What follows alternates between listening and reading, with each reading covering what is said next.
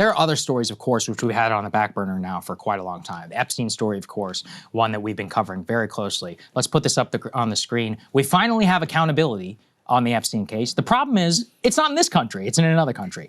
This is a little consequence culture right here. Yes, this is actual consequence culture for sure, where the UK has now fired the US ambassador, Peter Mandelson, over his links to Jeffrey Epstein. So we talked about Lord Mandelson here on the show, Emily and I. We showed everybody the 10-page love letter, basically, that he sent to Epstein for his birthday book. But what got him fired is a new extraordinary release of emails. I have not had the time, because of this Charlie Kirk thing, to go through all this. I promise you all that I will.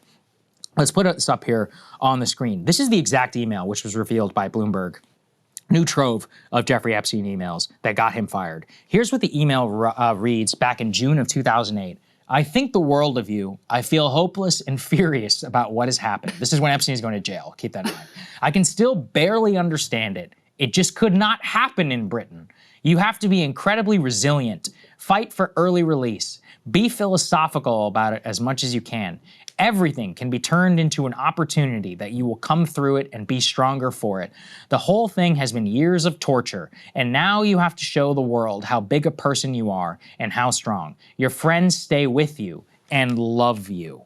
So yeah, that's what he wrote to Epstein as he's reporting to prison for his sweetheart non-prosecution agreement. He says that could never happen in Britain. I would hope it doesn't happen anywhere, including in America. And all of this comes from, let's put this on the screen. I just want to make everybody aware of this. I am going to go through it. Like I said, it's a massive trove of emails behind Ghislaine Maxwell. You'll be absolutely shocked, by the way, to show that Ghislaine lied through her teeth during her interview with Todd Blanche about the timeline, about her involvement, about to the extent that she was recruiting and grooming, but you know, whatever, we'll put that to the side. My main thing that we wanted to show everybody here just broadly is that there has finally been accountability in the Epstein case. It just happened to be not in our country. It happened in the UK. The thing is about Mandelson is that he was known for his association with Epstein, but the extent of the relationship was downplayed by him for years. They were like, oh, well, yeah, we hung out and it was fine, you know, whatever. And then in the last 48 hours, basically a 48-hour period leading to his firing,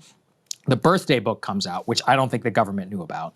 A 10-page letter, including photos of him at the island, and then the email where he explicitly is like, what's happening to you is such an injustice. And I love you so much. I love you. By the way, he's fishing for more invites. He's like, do your plans include me at the island this evening? You're like, oh my God. And the photos that he included in the book of himself at the island with scantily clad women. I mean, it just compounds on top of each other. So yeah, we finally have a person who was fired for their connection with Epstein. It just happened to be the ambassador from another country. Yeah. So, well, one of the things that came out too in these emails is they had a spreadsheet that itemized nearly 2,000 gifts, they say, luxury items, payments totaling $1.8 million, with notations indicating they were intended for Epstein's friends, business associates, and victims. Spreadsheet, which was created by one of Epstein's accountants, includes a $35,000 watch earmarked for a former Bill Clinton aide, a $71,000 purchase at a Lexus dealership for one of Epstein's lawyers. Was that Dershowitz? Yes, that's right. And other items such as lingerie and chocolate, some for teenage girls who later lodged sexual abuse complaints against Epstein and Maxwell.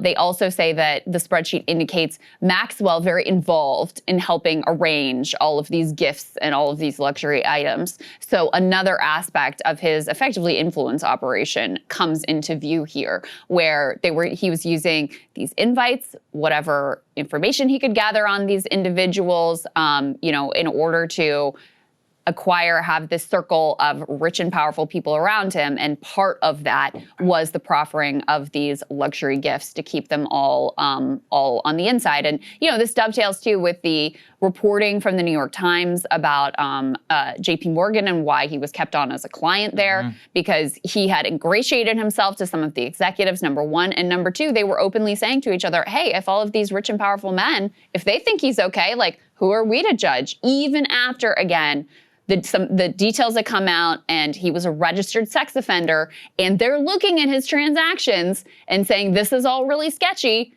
Even in spite of that, the fact that he was able to ingratiate himself with all of these people, in part using these luxury gifts, they decided, oh no, but we got to keep him on. And he would bring them business broker meetings for them with people like Netanyahu, people like Elon Musk.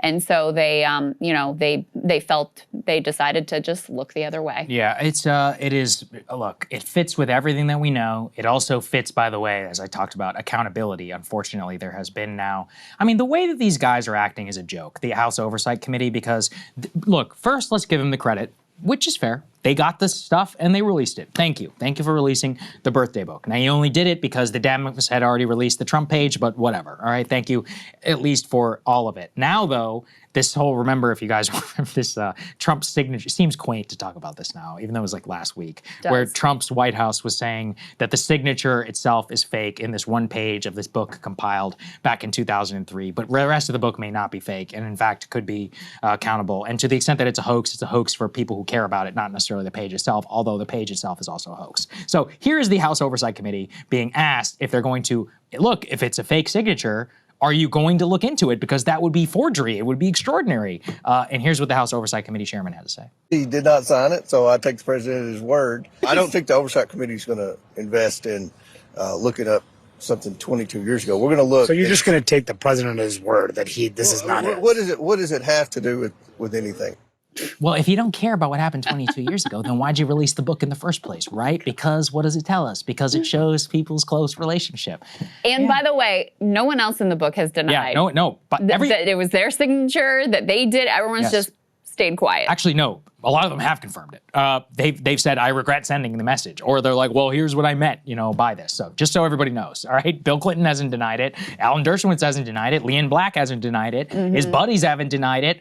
Nobody's like, I didn't do it. It was part of the estate. It was part of the Ghislaine Maxwell trial, just so everybody knows. It's been around floating there for a while. And then will never be over some of the things that were in that book. I agree, yeah. I need to pick that story up again and still go find the kid who drew that thing. I have a lead on that, by the way, which, thank you, people who listen, actually sent me some tips, and I potentially have a lead on getting in contact with that person.